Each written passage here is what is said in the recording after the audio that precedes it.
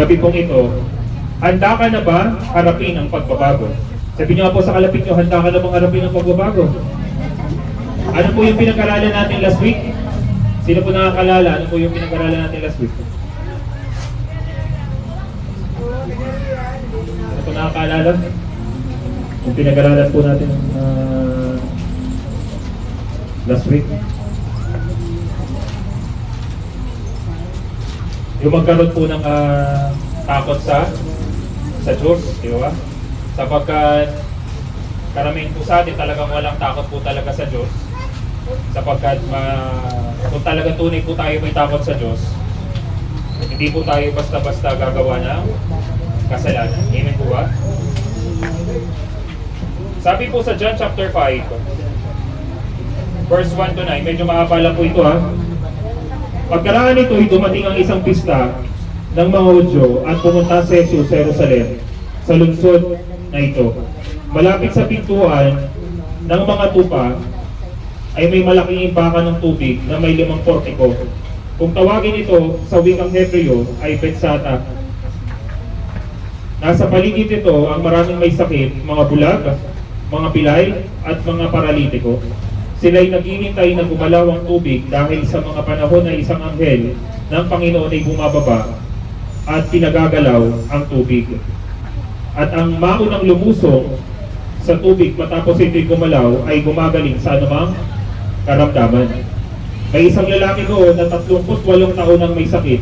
Nakita siya ni Jesus at alam niyang matagal nang may sakit ang lalaki, kaya tinanong niya ito, gusto mo bang bumalik? Ilang pong taong may sakit?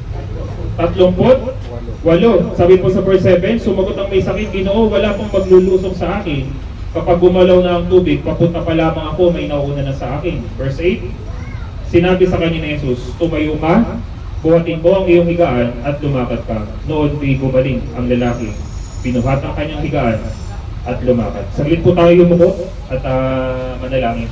Dakilang Diyos, maraming pong salamat sa salita mo, Panginoon, na minsan pa na mahayag ngayong gabing ito, Panginoon. Lord, tunay nga, Panginoon, na hindi ko po kayang baguhin ang tao, Panginoon. Ikaw lang ang kayang magbago ng aming puso at isipan. Dalangin ko, Panginoon, ang salita mo ay patuloy na maging silbing tabak na magkapilitalig na siyang patuloy na wawasak sa lahat ng pandaraya ng kaaway, pambubulag, at lahat ng tanikala na nilalagay ng kaaway. Lord, dalangin ko, Panginoon, na ang bawat isa, Panginoon, ay we will never be the same again, Panginoon. Hindi na po magiging kagaya ng dati.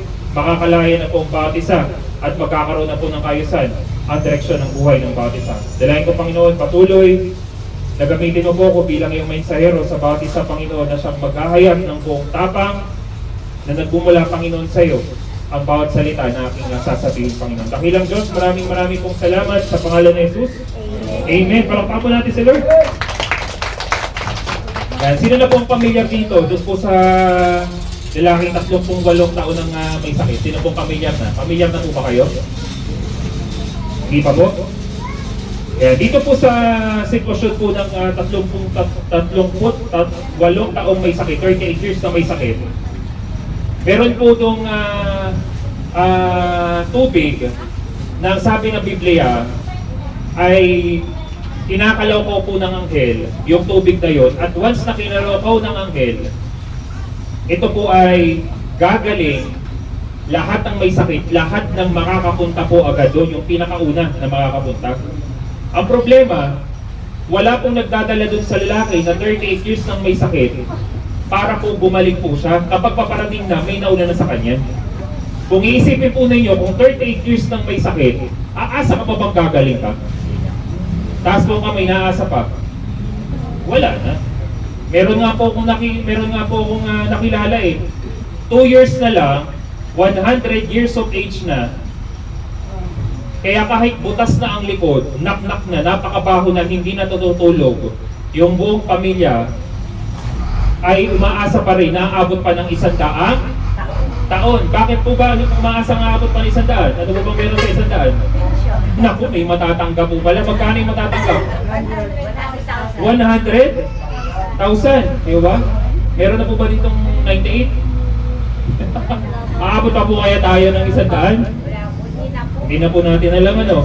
Pero alam niyo po ba, na nung nakilala ko po yung matanda, siya po ay hindi na po natutulog sapagkat butas na ang kanyang likod. Talagang nung nakilala ko po yun, talagang gusto na po talaga niya mamatay. Sino po ba namang patay na lahat ang anak, patay na lahat ang kapatid, ang nag-aalaga na po sa kanya, apo na.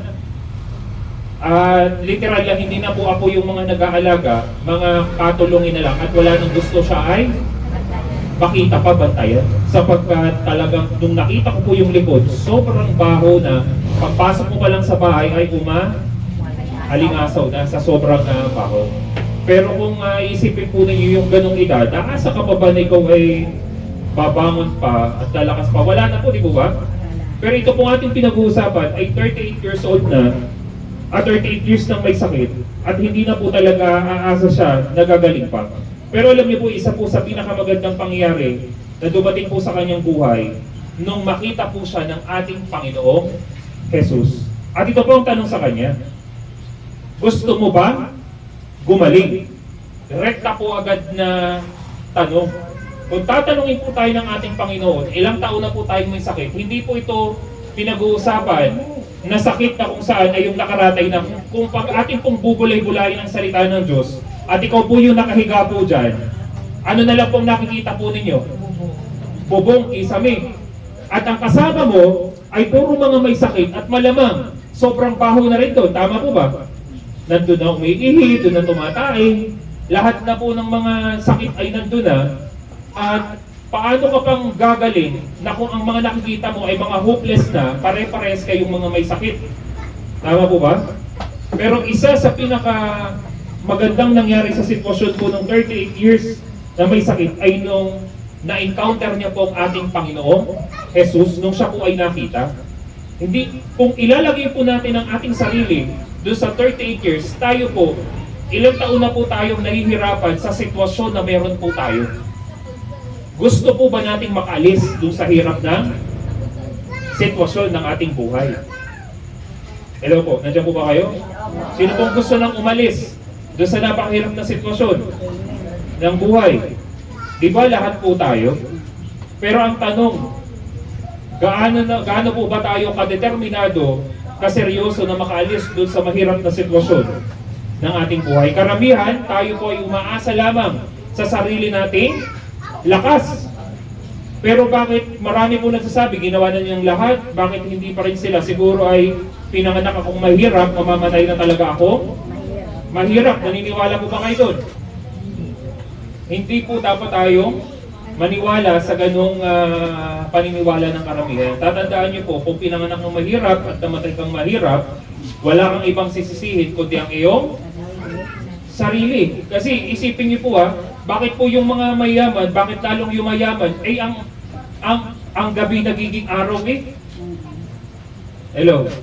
Sa sobrang kasipagan, halos hindi na natutulog. Pero, mayaman na sila, pero ang galawan nila ay grabe pa rin ang kanilang trabaho. That's why richer get richer, mayaman ay lalo yumayaman. Ay paano naman ang mga may hirap? Hirap na nga, tulo palaway, taas pa ang paa. Tapos sasabihin, Lord, gusto ko pong umalis sa hirap. Diba? Bakit tayo po ay namimili ng ng trabaho, di ba? Pero tatandaan niyo pong mabuti, kapag kasama niyo po ang Diyos, gagawa po siya ng paraan na makaalis po tayo sa napakahirap na sitwasyon ng ating buhay. Pero minsan pa, tinatanong po tayo ng Diyos, gusto ba nating gumaling? Gusto ba nating makaalis doon sa mahirap na sitwasyon ng buhay? Hindi lang po ito simpleng tanong, parang susi po na kumakatok sa ating puso na 38 years nang may sakit. Pero ang tanong, handa ka ba talaga gumaling? Minsan gusto po natin ng pagpapala, pero ayaw natin ng pagbabago. Hindi po pwedeng hindi gagaling yung lalaki kung hindi siya aalis dun sa sitwasyon ng kanyang buhay. Marami po sa atin ang gusto po ng pagpapala, pero ayaw namang magbago sa nakasanayan niyang maling pag-uugali. Sapagkat kung gusto po natin ng matinding pagbabago, makikita po yan sa ating pag-uugali po natin, yung karakter po natin bilang isang Kristiyano, maraming tao ang nasanay na sa lumang buhay. Kahit masakit, kahit mali, kahit paulit-ulit, alam nilang mali na yung ginagawa nila, ayaw pa rin nilang umalis dun sa kanilang mahirap na sitwasyon na kanilang buhay. Kaya nga sabi, may kasabihan, tell me who your friends are and I will tell you who you are. Kung sino po yung madalas nating nakakasama, maniwala ka, yun din po yung magiging mangyayari sa'yo in the future. Hindi ka man adik, hindi ka man manginginom, darating ang araw, matutukso at tutokso ka pa rin. Isipin mo naman, gusto nyo pong mabago yung sitwasyon ng buhay. Ang kasama nyo po yung chismoso, chismosa, magsusugal, kabit, o lahat na lang po ng kasamaan, ay mas gusto mong kasama at kakahuntahan ay ganong klase ng tao. May mapupulot ka po ba? Wala. Tatandaan niyo po, lagi ko po itong tinuturo, kahit mag-isa ka, kung ikaw naman yung nagsisikap maging matuwid sa harapan ng Diyos, maniwala ka, meron ka rin umaakay na magiging matuwid din po yan. Sapagkat hindi naman po ikaw hindi niyo po yan kaya sa sarili niyo pong lakas, sa tulong at biyaya po ng Panginoon, makakaalis po tayo doon sa mahirap na sitwasyon ng ating buhay. Amen po ba? Wala po po natin sa Diyos. Ano po yung hadlang? Bakit hindi po tayo nakakaalis dun sa luma po nating buhay? At sa tingin niyo po, ano po yung naging hadlang? Kapag binasa niyo po yung binasa natin, sabi po sa John chapter 5, verse 6, tinanong po siya, gusto mo bang gumaling? Pero alam niyo po sa verse 7, alam niyo po kung anong sagot po ng lalaki? Wala kasing tutulong sa akin para magdala dun sa tubig na kinakalawkaw ng anghel. Wala kasi lagi akong nauunahan. Ang tanong ng Panginoong Hesus, gusto mo bang gumaling? Anong sagot po niya? Malayo po ba doon sa tanong o malapit? Malayo. Alam niyo po bang wala tayong pinagkaiba doon sa 38 years na may sakit? Gusto po nating makalaya doon sa matindi nating problema. Pero ang katwiran natin sa ating Panginoon, sa paligid natin, kaya tayo hindi makaalis, eh sino pa namang wala nga akong pera. Mahirap nga lang ako, hindi nga ako nakapagtapos ng pag-aaral. Ganito nga lang ang sitwasyon, pinanganak ng mahirap. Paano pa ba ako aasenso? Hello? May pinagkaiba po ba tayo? Ay paano pa ako makakalis sa hirap? Eh puro utang na nga ako. Ay utang na loob, paano pa ako makakalaya sa kahirapan? Pero ang tanong ng Panginoong Hesus, gusto mo bang gumaling? Ang problema sa isang tao, puro excuse, puro dahilan. Sabi nga, kapag marami pong tao na gusto pong umasenso, pero ang daming dahilan, keso ganito, ganyan. Pero, marami naman pong, maraming tao ang gusto ng kumita ng malaki, gustong mabago ang buhay, pero ayaw namang pagtrabahuhin. Ayaw namang magsikap. Hello po, tama po ba? Kaya ang sabi ng Biblia, huwag pakainin ang tamad. Pero karamihan sa atin, gusto ay 3 beses kumain sa isang araw, may merienda pa, ay tamad naman. Kailangan po talaga tayo magsikap. Pero po sinabi po dito ng ating Panginoong Hesus, madalas, hindi po tayo kulang sa oportunidad, kulang tayo sa desisyon. Kumbaga tayo po yung tao na nakakulong na tayo sa nakasanayan po nating mga maling gawain, toxic na pag-uugali at maling kaisipan, na ang akala natin ay hindi na tayo makakaahon sa hirap, akala natin hindi na tayo makakaahon sa mahirap na sitwasyon ng ating buhay. Ay tingnan nyo nga po si Ate Masilan pong anak, 11. Ay baka nga po sa inyo dadalaw tatatlo ay hindi na magkamaya kung paano bubuhayin nyo 3. Ay samantalang ito, makakatapos yung isa, paano pa yung isa? Diba parang wala nang katapusan para harapin nyo yung problema. Pero nandito pa rin po siya, nagagawa pang dumalo sa ganitong klase ng gawain. Amen po ba? Wala po kasi natin sila. Baka nga yung iba po dyan, iniimbita mo, busy ako, di ba? Pero gustong mabago ang ang buhay, tatandaan niyo po, walang relihiyon na magliligtas sa atin. Tanging relasyon lang po natin sa Panginoon ang makapagpapatunay kung tayo po ba ay maliligtas o hindi. Hindi po ba pwede pong maliligtas tayo na ang buhay po ninyo ay taliwas sa kagustuhan ng Diyos. Narito ko nga sa relihiyon mo, napakatagal na, hindi ka naman nababago. Aanuhin mo yung matagal mo ng pananampalataya at relihiyon. Kung ikaw mismo at buo mong angkan, wala namang nababago. Bakit po tayo ilang linggo pa lamang ay may nagbabago na sa inyo? Hello po. Amen po ba? Palakpakan naman natin si Lord. Napakasarap po kayang manampalataya sa Diyos na hindi nakikita, pero nararamdaman po naman natin at may nagbabago po sa ating pamumuhay. Sabi ko nga po, mas maganda pala na yung pong mga dadalo po dito ay pang-apat na dalo, saka palang may bigas. Aba, yung iba'y nabigyan nata ng bigas dito, hindi na si dalo. Kaya sa sunod, pang-apat na dalo, saka palang may bigas. Ay sayang naman, dadalong kilong bigas lang naman yun, tapos hindi na tayo magpapangipangita. Ay sayang po yung magandang mensahe na ibinibigay ng Panginoon. Amen po ba? Palakpakan naman natin sa Diyos. Kaya sabi ko naman, pang-apat na, wala nang bigas kapag pagpapagong dalo sa pang-apat na dalo. Di ba? Tama po ba? Kasi hindi ko na nakita yung... Pero po yung mga nakadalo, kahit wala nang bigas, ay narito pa rin. Palakpakan po natin si Lord. Amen po ba? Pero po yung mga palo, kita nyo po may bigas po kami dito dahil buwan na ng Mayo ngayon, panibagong buwan, ay lahat po ng balo po na nandito ay meron po kayong bigas mamaya. Amen po ba? Palakpakan natin si Lord. Isa po sa pinakamahirap na sitwasyon po ng ating buhay ay yung manatili po tayo sa tinatawag po nating comfort zone. Ito po ay para na po itong kulungan. Iyon po bang nakasanayan mo na? Meron nga po ako nakausap yung lugar po nila ay nandun na po lahat ng masasama. Ang sabi ko sa kanya, kapag ba ikaw ay lumaki at nagkaanak ka na, gusto mo ba ang makikita ng iyong mga anak sa susunod na lahi mo ay ganitong klase ng pamumuhay?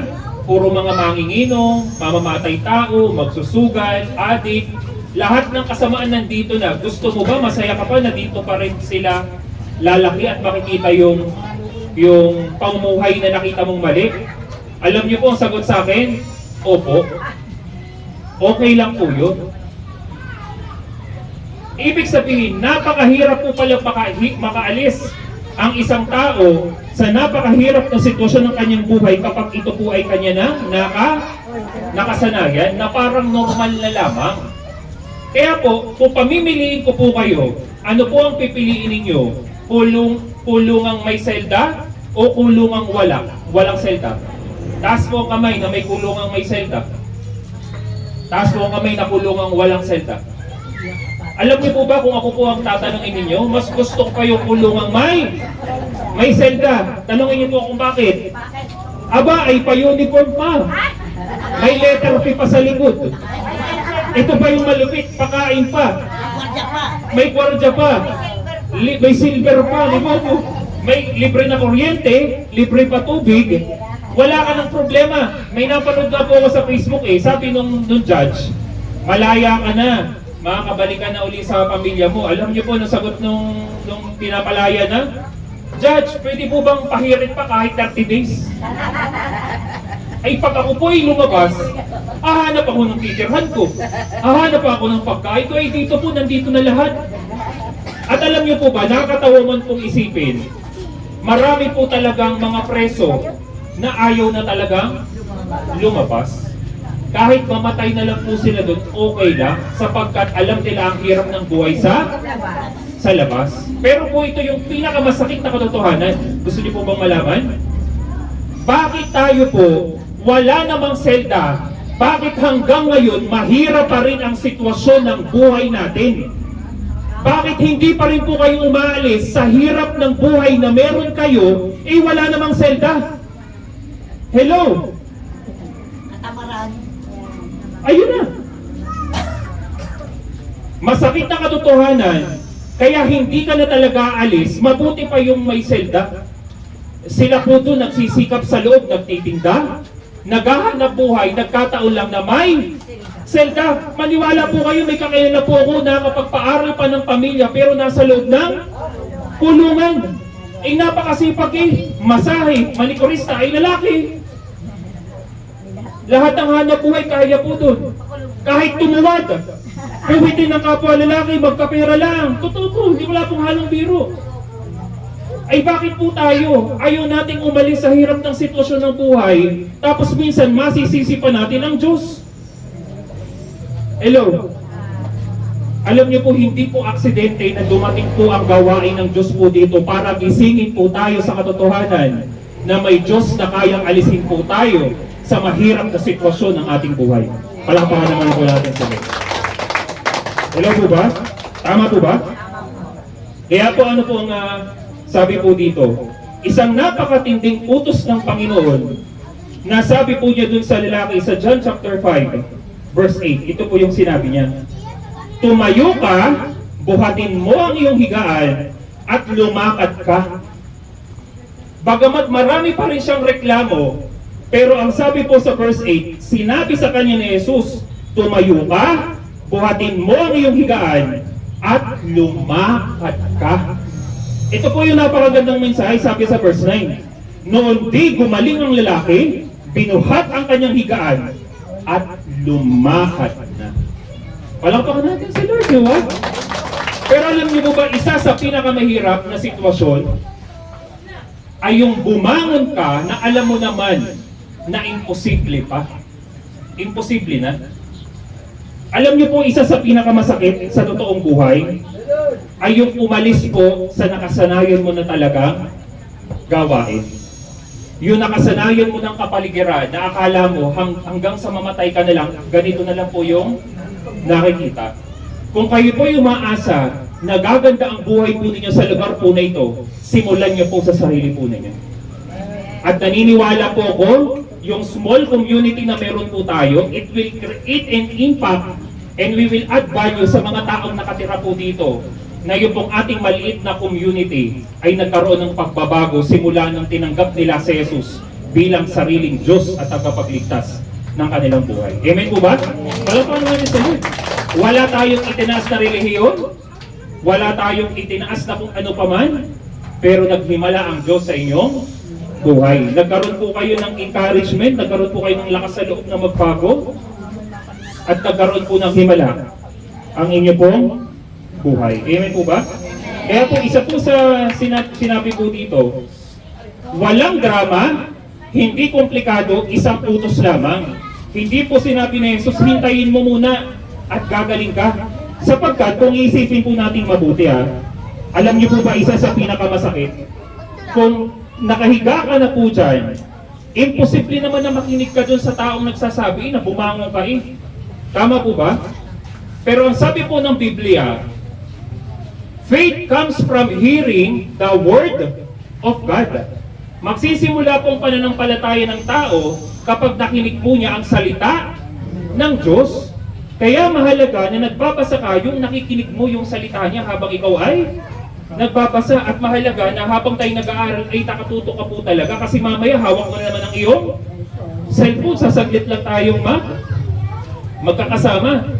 Pero yung saglit po niyang nakinig ang salita ng Diyos ng ating Panginoong Hesus, nagdalawang isip po ba siya nung sinabi niya na ano ka na, bumangon ka na, siya po ay automatic na bumangon. Pero ito po ang pinaka mahirap na sitwasyon na kanyang gagawin sa kanyang buhay. Yung aalis na po siya at haharapin na po niya yung panibagong buhay.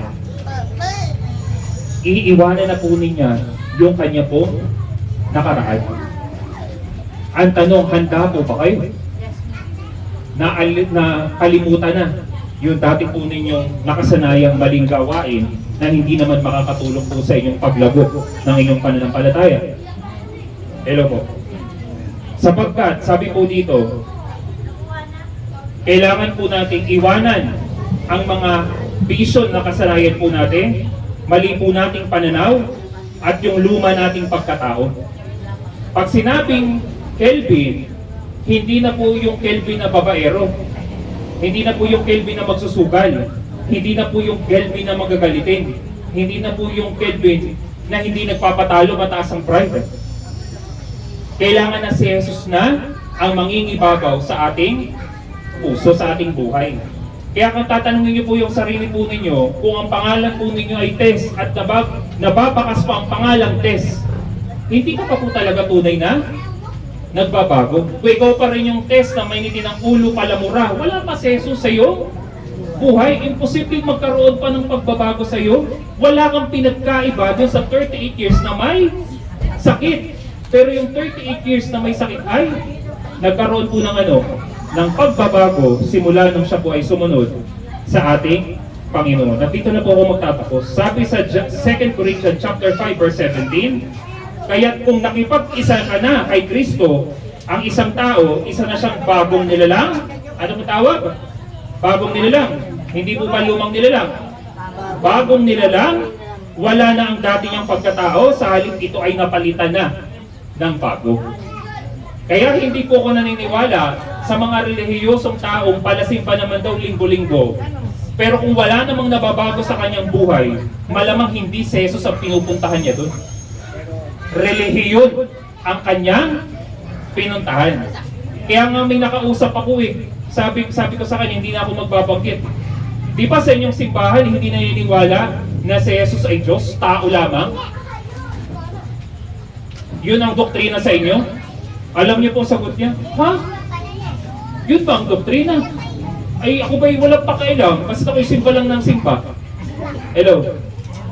Ang malupit, kinasal na sa simbahan na yun, mga anak ay nadoktrinahan na, tapos hindi pala niya alam na yung kanya palang sinasambahan ay hindi naniniwala na si Jesus ay Diyos.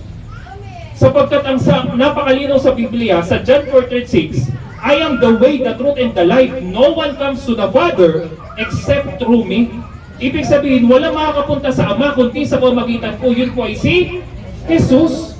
Si Jesus ay mamamagitan. Kapag nanalangin ka, hindi pangalan ko ang nakikita, kundi si Jesus ang nakikita. He is the mediator. Pero ang kailangan niyo pong tanggapin na si Jesus ay namatay, inilibing, at muling nabuhay bilang sariling Diyos at tagapagligtas ng iyong buhay. Amen po ba? Palakpakan po natin sa Lord. Kaya kung tunay po talagang naniniwala po kayo na si Jesus ay Diyos at nakipagkaisa ka, tatandaan niyo po na dapat wala na po yung luma nating pagkatao. Kung minsan, medyo parang sumisipol pa yung dating ikaw, pero at least kahit papaano ay napipigilan mo na. Yung gusto mo nang gumawa ng masama, pero dahil mahal mo si Lord, dahil yung kapwa mo, kapitbahay mo, ikaw ang isang Diyos, tatandaan mo, hindi tao ang iyong kalaban, kundi espiritong labanan na hindi natin nakikita. Amen po ba? Kapag galit ka na doon sa tao na yun, naalala ko yung ate ko, galit doon sa tao. Nung siya ay estudyante, pakinggan niyo po mabuti ha. Dahil siya ay binubuli ng kanyang kaklase. Pag uwi niya sa bahay, kumuha ng manika. Inisip niya na yung manika na yun ay kalaro niya, kaklase niya. Ang sabi niya, galit ako sa iyo. Grabe ka, araw-araw mo na lang akong binubuli. Huwag niyo pong gagawin ito ha. Dahil punong-puno ng galit, pagpasok niya sa eskwelahan, yung mismong kinagalitan niyang kaklase, hindi nakapasok. Tanungin niyo po kung ano nangyari. Hindi na po nakakalakad. Totoo po rin. Hindi na po nakakalakad. Sapagkat yun ang iniisip niya. Kaya nung nakita niya, humingi siya ng tawad sa Panginoon. Sapagkat sabi ng magulang, hindi po maipaliwanag bakit namamaga ang binti at hindi na makalakad. Hello, nandiyan po ba kayo? Kung nakipag-isa ka na kay Kristo, kaya kapag ikaw po ay galit, minsan kapag galit po tayo, nagsasalita po tayo ng hindi maganda. Yung sasabihin na, maghihirap ka, gagapang ka sa hirap. Pag tumalab yun, balikin sa'yo. Triply pa. Kaya balikan niyo po yung mga kasalanan na inyong ginawa, baka masahol pa yung matinding binitawan mo. Sapagkat ang sabi ng Biblia, buhay o kamatayan ay nakasalalay sa ating mga labi, sa ating mga dila. Kaya po ito ay, kung alam mong negative na ang iyong sasabihin, mas magandang huwag ka na lang salita. Sapagkat buhay o kamatayan ay nakasalalay sa ating mga sasabihin. Amen po ba? Kaya kung tayo po ay tunay na nakipag-isa kay Kristo, makakapangako po ba kayo sa ating Panginoon na sisikapin po ninyong hindi na kayo bumalik sa dati nyong pag-uugali? Amen po ba? Palakpakan lang po natin sa Lord. Tatandaan nyo itong mabuti, hindi lang po ito improvement, ito po ay kailangang mabago po talaga, matransform po ang ating buhay. Kung nakipag-isa po tayo kay Kristo, hindi na po dapat tayo alipin ng nakaraan. Dapat hindi na po tayo alipin ng mga dati po nating pagkakamali. Tayo po ay magsisimula na nakasama ang ating Panginoon. Handaan na po ba kayo? Kaya ito po yung aking hamon ko po sa inyo. Kung gusto mo po talaga ng pagbabago, sino pong gusto ng pagbabago? Pero baka tamo tayo naman po ay kagaya ng iba na gusto lang ng ginhawa pero ayaw pa rin iwan ang lumang pagkatao. Huwag po tayong gumaya dun sa 38 years na gumaya po tayo sa 38 years na hindi nagdalawang isip. Pinuhat po niya yung kanyang higaan at siya po ay lumakad. Tatandaan niyo po mabuti, hindi ka po pwedeng maglakad maglakad sa bago kung yakap-yakap mo pa rin ang luma mo pagkatao. Kaya napakasarap po kaya na kapag nakita ka dyan, ay yan si ano ano po sasabihin po ninyo? Dati yun, binago na ako ni Lord. Yan yung chismosa dati yun, hindi na ngayon. Diba? Mas masarap kung i-chismis mo kung i-chismis mo yung kapitbahay mo, ngayon si Jesus na ang i-chismis mo. Amen po ba? Mas okay po ba yun? Palakpakan po natin si Lord. Kaya okay lang po ba, ilagay niyo po yung inyong pong kanang kamay sa kaliwang dibdib po ninyo, sundan niyo po yung aking panalangin ng buong puso ha. Pumikit po kayo, huwag niyo pong tingnan yung kalapit, patapos na lang po tayo, kalapit niyo pa rin po tinitingnan ninyo. Pikit po kayo, sundan niyo po yung aking panalangin. Panginoon, salamat sa iyong mensahe na nagpapaalala na kami ay tinawag mo sa pagbabago. Bigyan mo kami ng lakas ng loob na iwan ang aming lumang pagkatao. Tulungan mo kaming lumakad sa bagong buhay na iyong inihanda para sa amin.